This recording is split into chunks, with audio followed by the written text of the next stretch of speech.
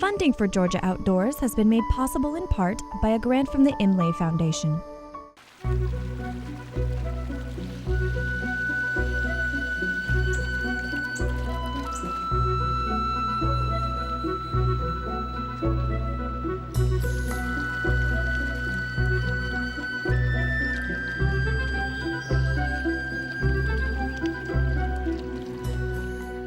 This show is all about ponds.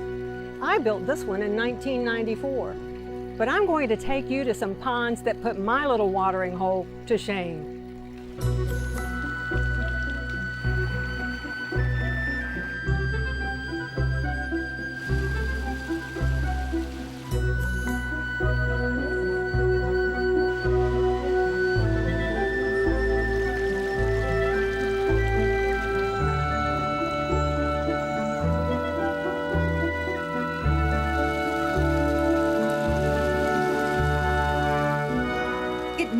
Humble, but this is my place of peace.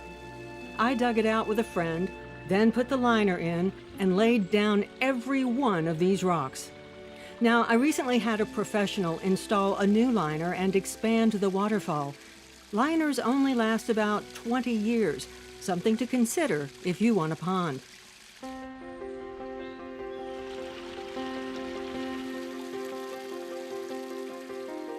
John Magyar with Universal Aquatics installed my new liner and has been patching up my original pond for about 10 years.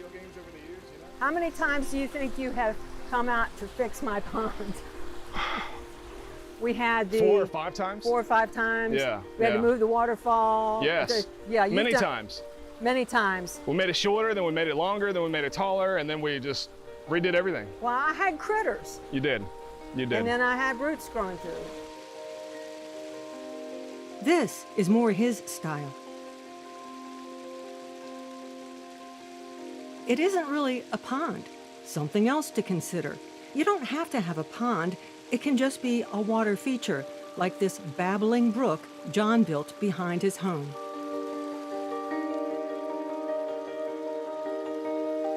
Whenever you have water, you also get your own ecosystem. The thing for me is that I just wanted to get as close to nature as I could. And especially, I don't know, it seems like I've had a little bit more time off and I just want to hang out outside.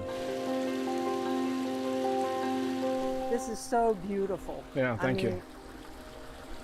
Thanks. You outdid yourself. So initially this took about 3 weeks to get roughed in. Oh, there's a frog. You see it right there in the plants? I do.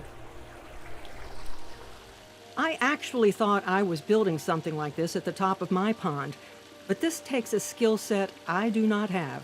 There are filters and pumps and carefully laid rocks. There's even a trick to creating the right sounds. This is gorgeous. I mean,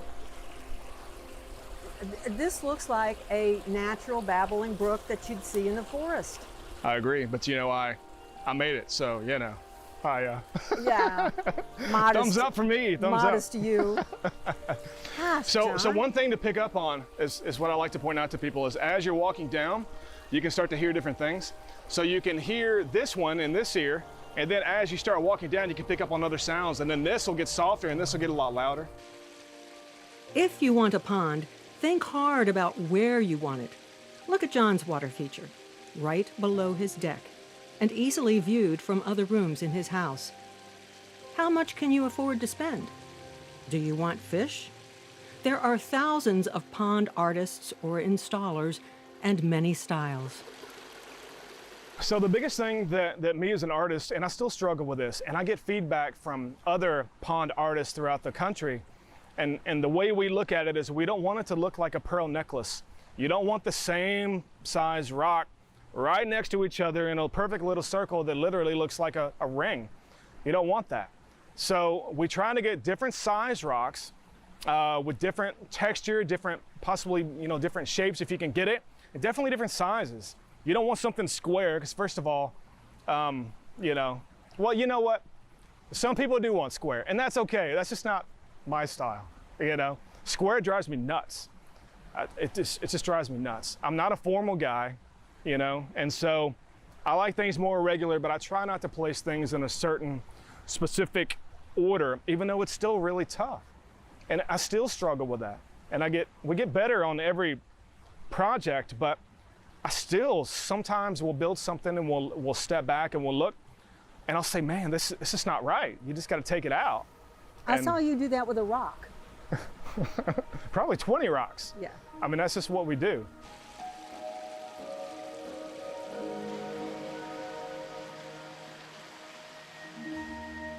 But a square shape is exactly what James Liu wanted.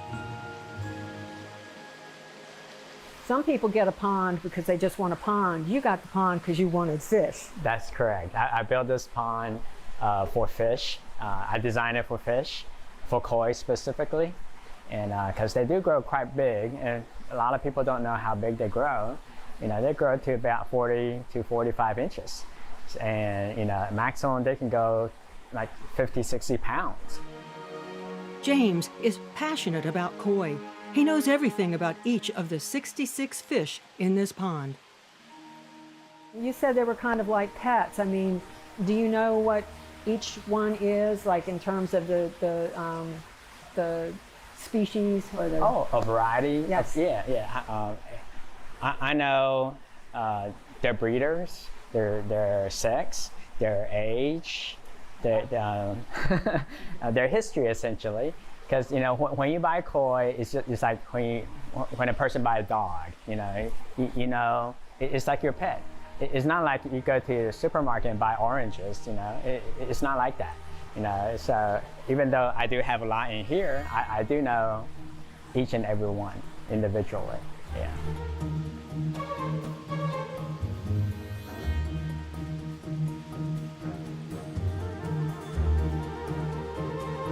Beautiful as they are, a koi is just a mutation of the common carp.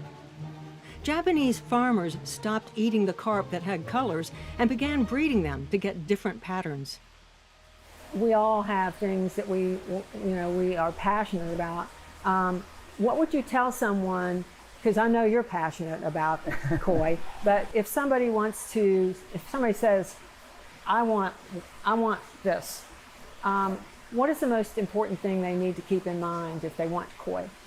Well, they need to learn about the requirements first, because this hobby gets very expensive very fast, and you don't want to do it and redo it. You know, you want to take the time and patience to learn it first, and ideally you want to find a mentor. You know, and you can join the club or find a friend who's been in this hobby, and just, you know, this hobby you can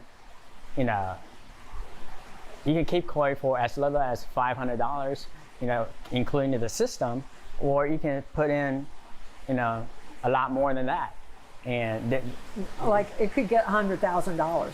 Oh, at least easy, you know. Wow. I mean, the world record for one koi, just not the system, not the pond, just for buying one fish. I think that record it happened 2 years ago at an auction in Japan, and the fish went for $1.7 million. Whoa! And that's U.S. dollars. So it can go crazy, and I'm not saying, you know, a beginner should go crazy like that, but you know, it is expensive, but not all fish are expensive. You know, not all systems are expensive. You know, if you can understand the system and do it yourself and design it yourself, if you don't mind putting a little elbow grease in it, you know, and just DIY it, I mean, you can have a pond, you know, relatively cheaply. James is so protective of his fish, he built a greenhouse to cover the pond. It keeps out debris and predators. When we moved to the spot where he feeds them, we had a koi mob. So they know. They recognize what you're about to do. They recognize. Oh yeah, look at them. They're all coming. Look how big.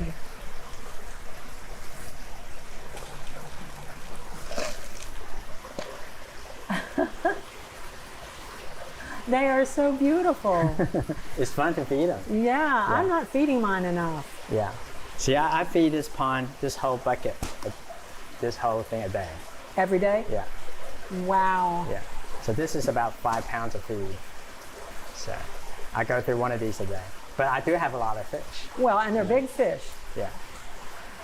And what about the black and orange? Yeah. The black and orange, that's called a he ujuri.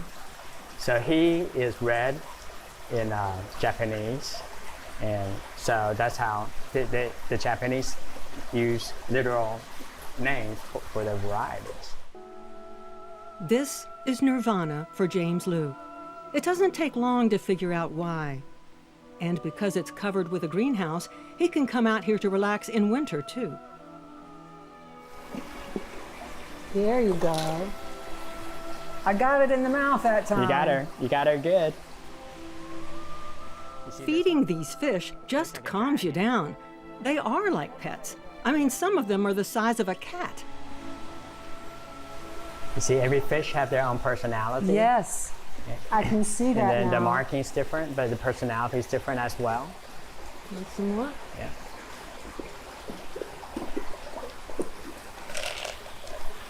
You want some too?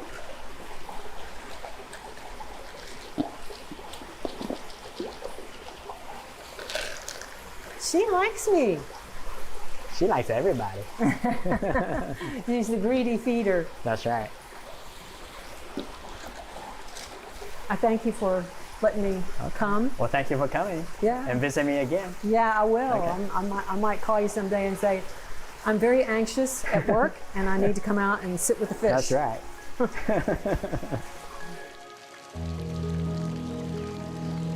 Hal and Susan Brown have a pond that has charm. It's like an extension of their home. They spend a lot of time out here with Charlie. Hal designed it and had someone else build it out. They didn't want it to look like a swimming pool, so they added a lot of rocks and plants to get a more natural look. But they didn't do anything until they spent about a year doing research. Join the Atlanta Koi Club, and that's not just a plug for the club. That's the way you first learn what the world's going on.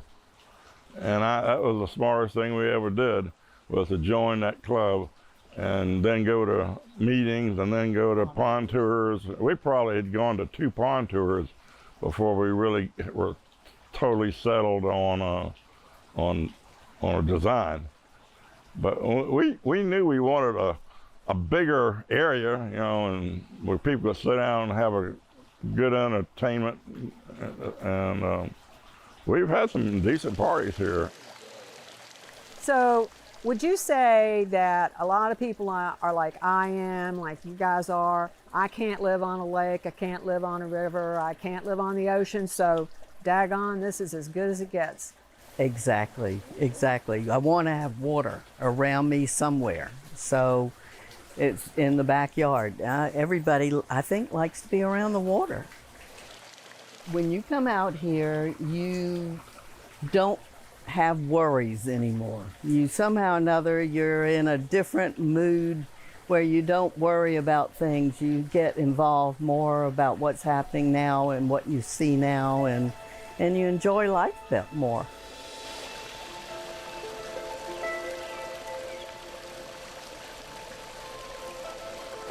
One reason they can enjoy it is they invested in a filter system that does all the work. The pond basically cleans itself.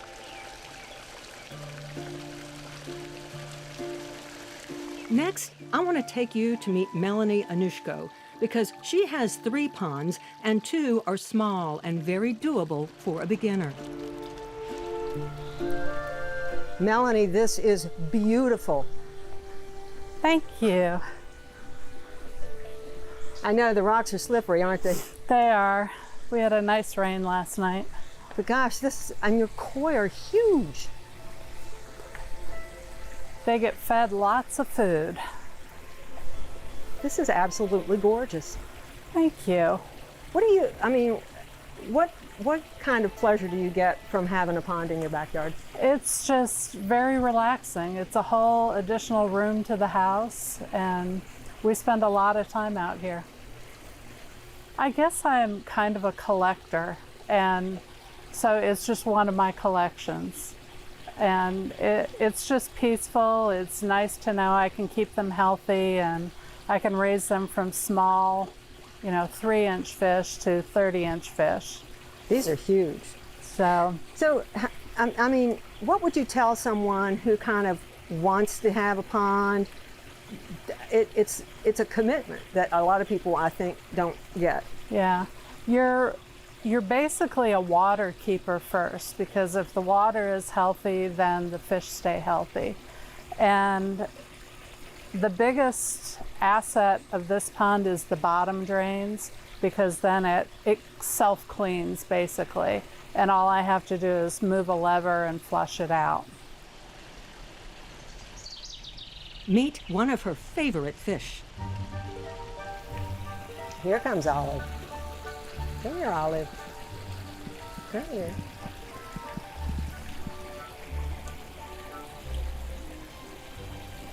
There you go.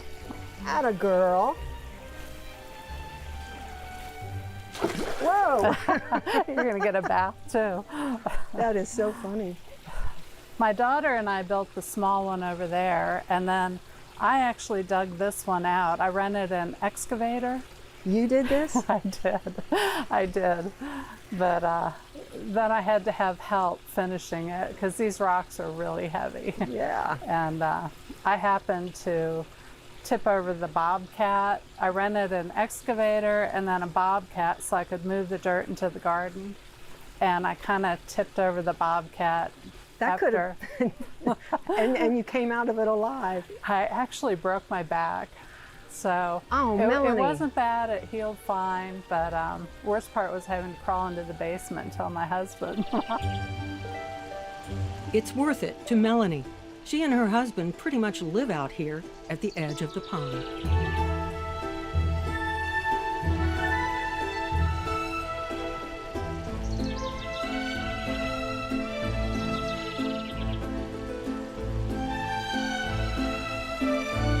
That's one of the joys of having it, is you are creating an ecosystem, and you get the frogs and lizards and an occasional snake. But it brings in a lot of birds, and at night we see raccoons and possum come up to drink. But they don't So- bother the fish. No, luckily the raccoons don't. I think it's too much of a drop for them Yeah. from the edge of the pond. Yeah. Now here's the one I want beginners to see.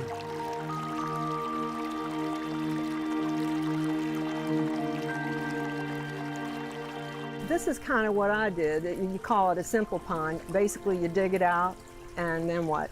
You put a liner in and stack the rocks on the edge.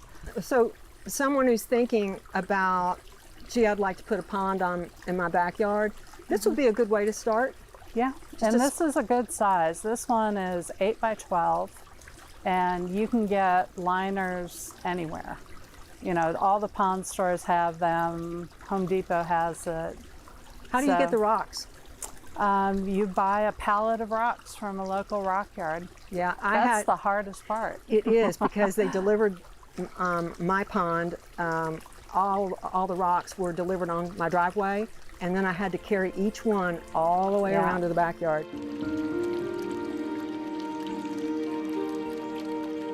But there's more. Melanie takes me down to yet another pond for those of you who may not want a big footprint.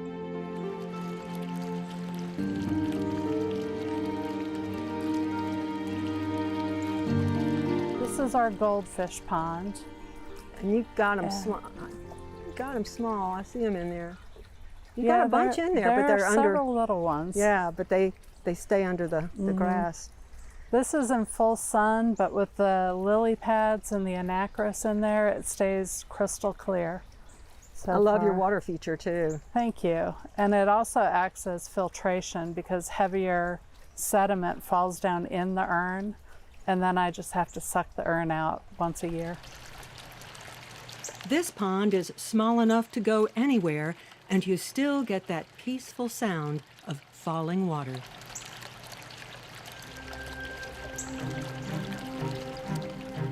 Whether you do it yourself or choose to go with a professional, this is how it starts. You outline the shape of the pond with spray paint and then start digging. We followed John as he began this huge pond that will overlook a lake. The goal is to make the pond blend in with the lake. After digging, padding is laid down before putting the liner on top.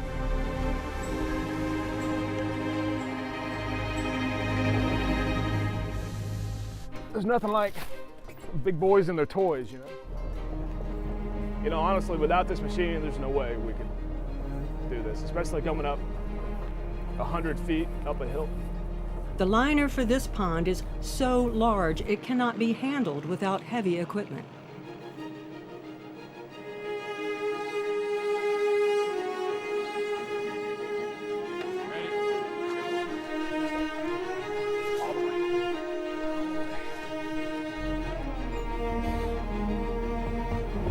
Wish we had another machine here and make this a lot easier.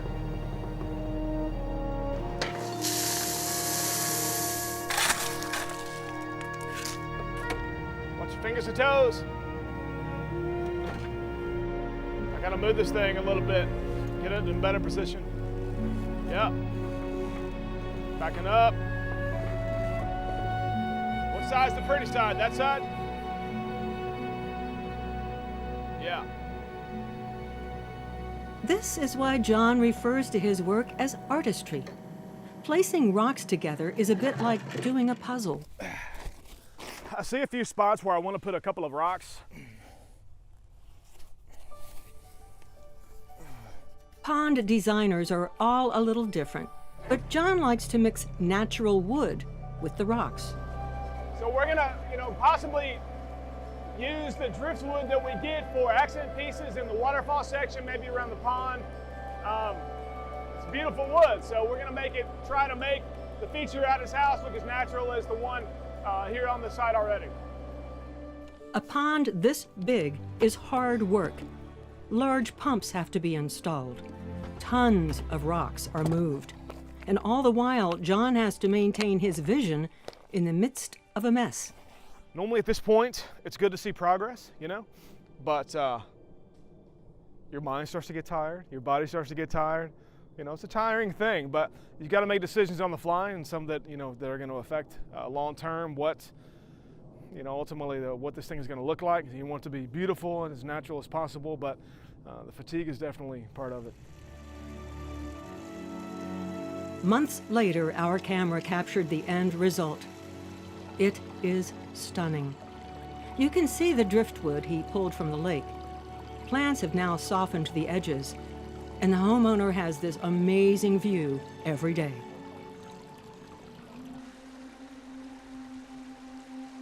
We're going to one more pond that John built.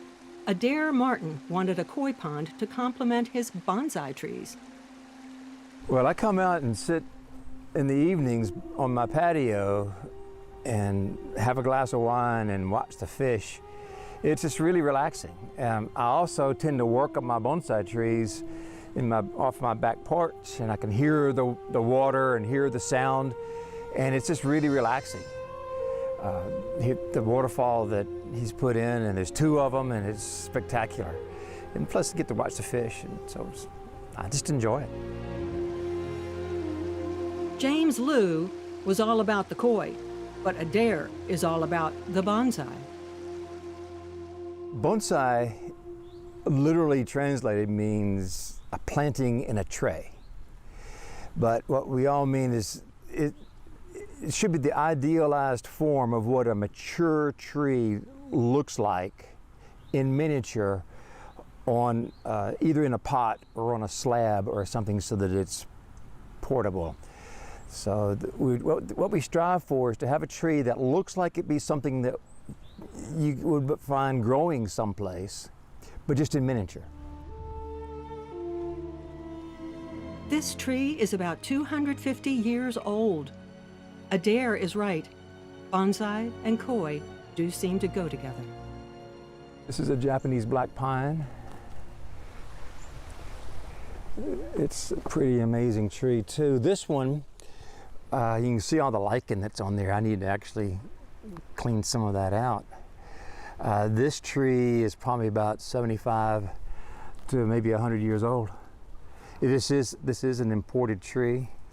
This particular pot is an antique Chinese pot. It's like 100, 200, it's like 150 years old. So I like to match the old trees with the old pots. They kind of go together.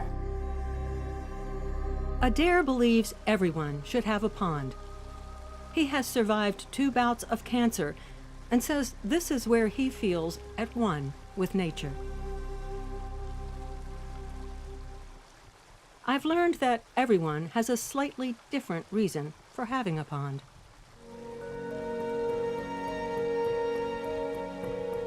So we have been to 7 ponds or water features in 7 different towns. I didn't tell you where to protect the owner's privacy. But hopefully this pond tour gave you enough information to decide what kind of falling water you want, even if it's just a fountain. I'm Sharon Collins. We'll see you next time.